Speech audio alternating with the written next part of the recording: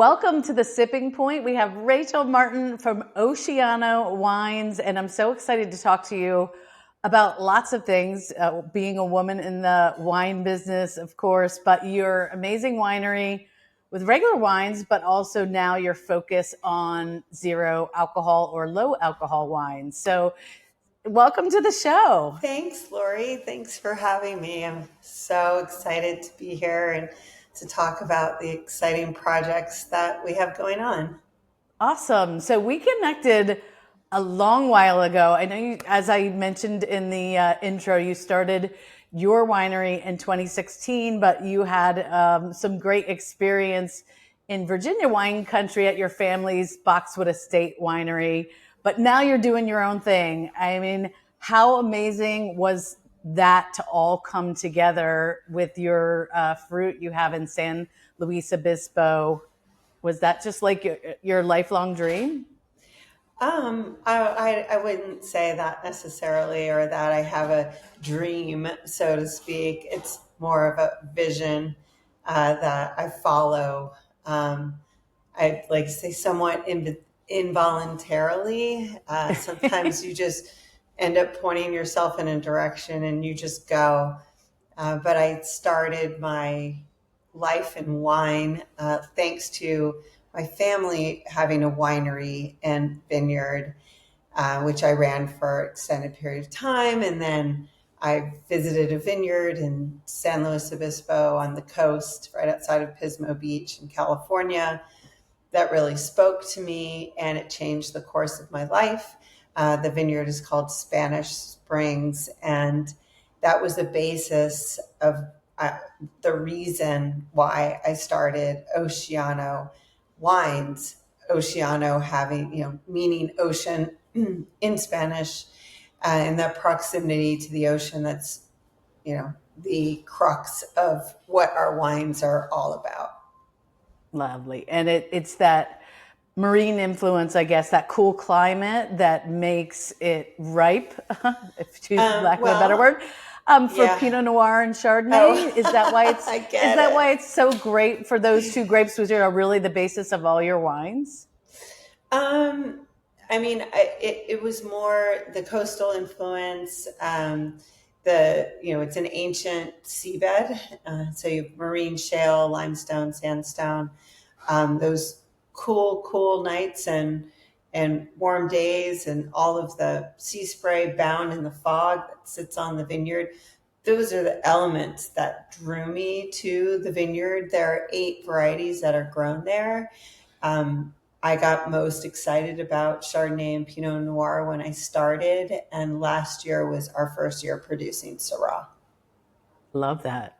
And I love your wines. We did a great virtual tasting a while back, and I got to taste both the Chardonnay and the Pinot Noir. I'm excited to try the Syrah. I'll have to put that on my list. But now you have a newer addition to your line of wines with your Zero collection. So, okay, us wine lovers pretty much kind of giggle a little bit when we talk about alcohol-free wines.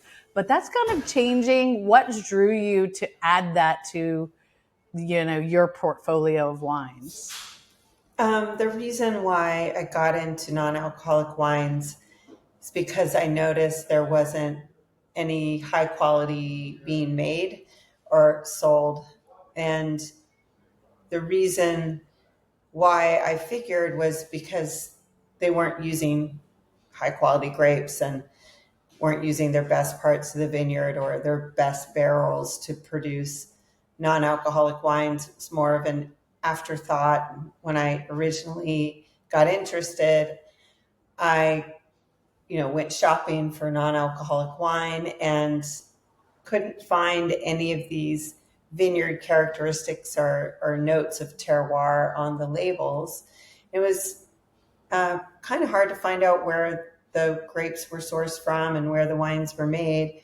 There wasn't a vintage on the label.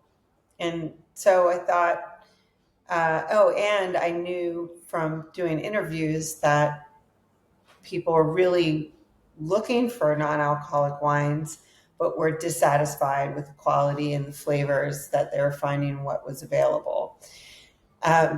through all of that, I figured, well, I could do a better job at that than what's currently being offered.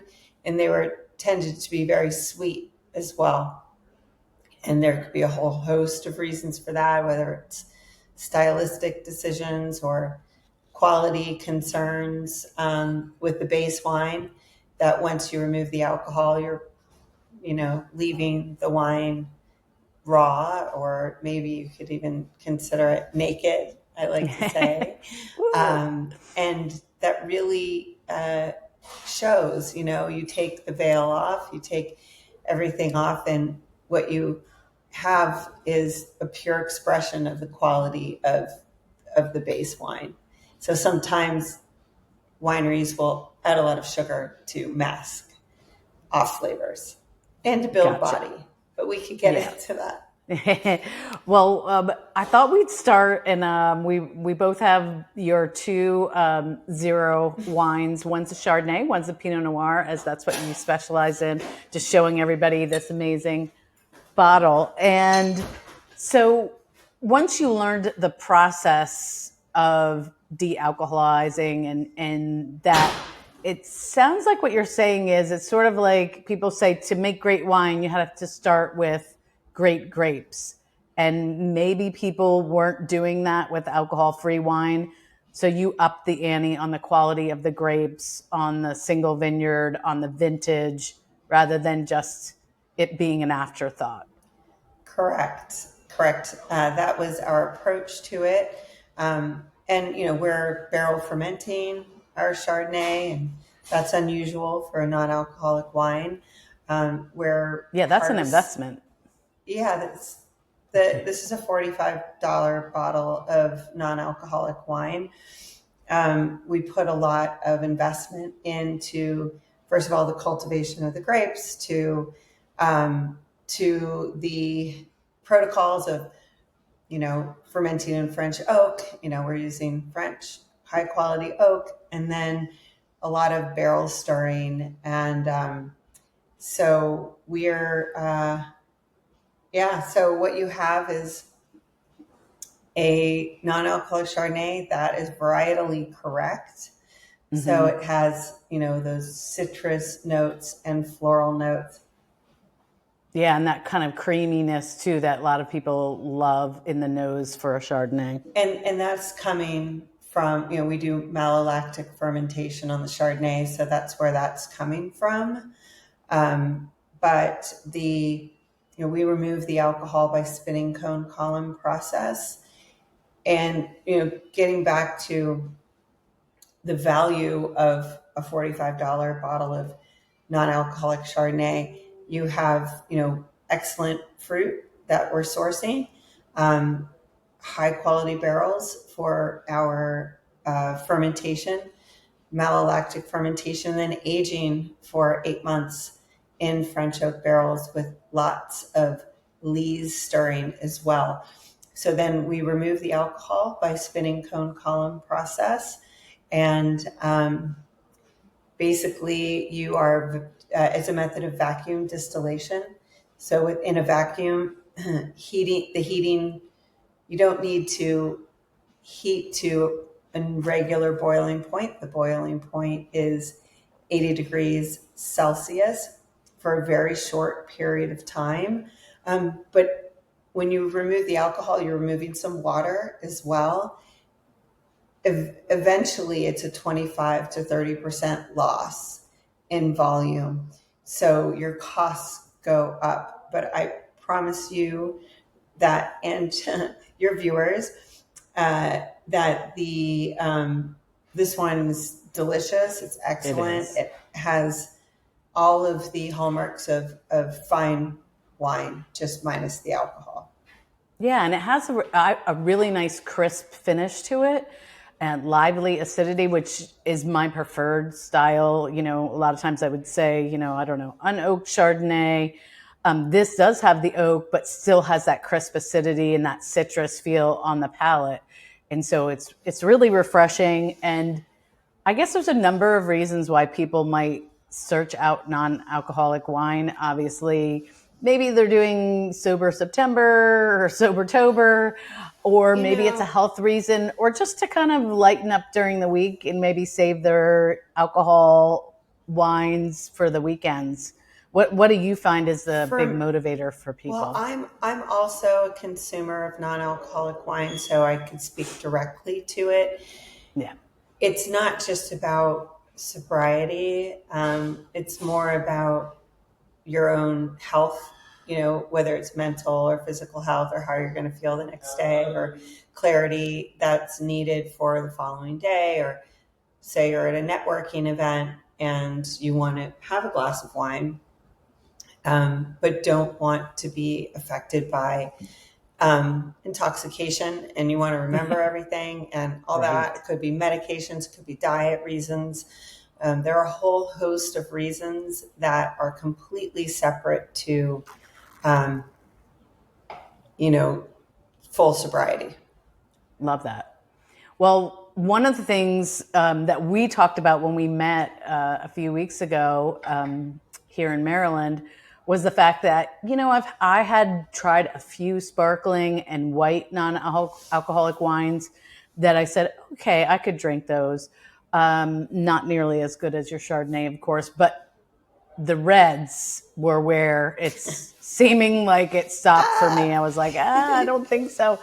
So we're going to taste and talk about your Pinot Noir, but reds seem to be a little bit harder to achieve that sort of wine style with the alcohol removed.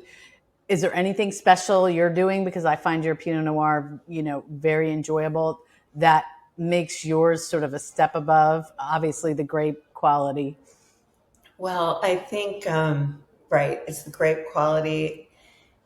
Of course, it's we use multiple clones in all of our wines. So you're getting a complexity with our non-alcoholic Pinot Noir that you don't get in typical non-alcoholic red wine.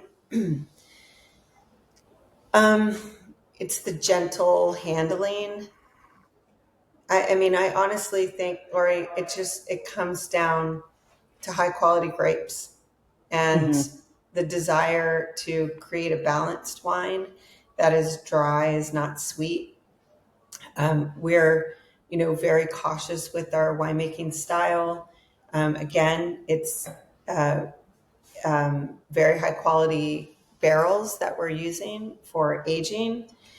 Um, I would just say, it's high quality winemaking, high quality grapes, aging in excellent barrels, very gentle form of alcohol removal. And then, here's the thing: is after you remove the alcohol up until bottling, it's kind of this area that the consumer doesn't really know much about when it comes to non-alcoholic wine. But what's cool is that on the labels you have ingredients. So in non-alcoholic Yes. wines, you can look at what's in the wine after dealcoholization, and then also, how many added sugars or calories that are there, so you can make informed decisions. So we add just a touch of cane sugar, invert sugar, to Okay. balance the wine, because alcohol provides sweetness. So when you remove the alcohol, it could be overly acidic or taste a little sour. So you want to balance that. Some wineries do it with rectified grape must or grape juice. Many wines use grape juice or other forms of juice to make up for the volume loss, and then also to sweeten it without adding sugar. So it's one way to say, oh, it's, sugar free, but it might be high in calorie. Well, Okay. ours have the tiniest bit of sugar, there's less than a gram per liter of sugar in our Pinot Noir, and it's only 5 calories per glass. So Wow. that's 25 calories per bottle. So it's That's not going amazing. to mess with your diet in any way whatsoever. You might, burn more calories than it takes to drink it. Probably, yeah, just going to the store to pick it up. But I do love it has that red fruit, that cherry on the nose. And when you take this sip, you do get some roundness to it, but again, that really nice food friendly acidity on there that makes Pinot Noir of any version such a great food pairing wine. Um, where can people, if people are like, okay, I'm ready for high quality, luxury, high end wine without alcohol, how do they find your wines? How do they go about testing them out? Yeah, well, our website is a great place to do it. We sell all of our wines with alcohol removed, and then we're coming online with our reduced alcohol Syrah. So everything can be purchased from our website. We just sold out of our Chardonnay, but there are websites that still carry it, Okay, which would be Sachet, that's located in Charleston, South Carolina, but they have an online presence and ship anywhere. great. Also, the Zero Proof and Boisson, they still have inventory of the Chardonnay. And if you want to buy from us directly, you can join the waiting list, and you can do that on our website. We're about to release the Pinot Noir October 1st. We have a waiting Great. list as well on our website, so you could sign up for that. And so far, we have about 350 people on the waiting list. So it's pretty exciting. There's a lot of, sorry to say, buzz going around. No buzz from the wine, but No definitely buzz from the buzz wine. around these wines. Yeah, And I yeah. love that we can drink them in the middle of the day, and we're going to feel just as fabulous as we did before we had our wine. Rachel, if there's any women wine lovers out there that kind of have a dream of getting in the wine business, whether it be wine education or working at a winery or even having their own winery, what's one tip that you might give them that's kind of helped you get to where you are today? I would say the greatest way to get into wine is to work at a winery. I would highly recommend get perhaps working in a tasting room. And if you don't live in wine country, then perhaps working at a wine shop, or just you actually don't have to be professionally in wine to get started. So there are a lot of courses like WSET, Quartermaster sommelier, a lot of different options to become educated in wine, just maybe as a hobby. And there are a lot of universities as well that offer courses to get you started. But hey, if there are women out there that are interested in getting into the wine business, give me a ring, send me Yeah, an email. love that. Yep, we're always looking for new people to join our team. And if Love that it. interests you, then please, by all means. Awesome. Well, Rachel Martin from Oceano Wines, thank you so much for being on the Sipping Point and letting us taste your new zero wines, which are delicious Thanks. and alcohol free. And I can't wait to see what happens next for you. I hope you'll stay in touch. And thanks so much for sharing this with us.